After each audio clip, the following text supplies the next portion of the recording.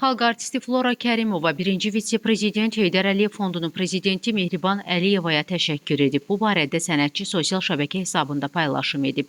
Paylaşımda deyilir: Hörmətli Mehriban xanım, səhhətimlə bağlı yaşadığım çətin günlərdə göstərdiyiniz diqqət, qayğı və müalicəmi şəxsi nəzarətinizdə saxlamağınız məni son dərəcə duyğulandırdı. Ləyaqətli insani keyfiyyətlərinizə, həssas münasibətinizə və göstərdiyiniz diqqətə görə sizə sonsuz və dərin minnətdarlığımı bildirirəm.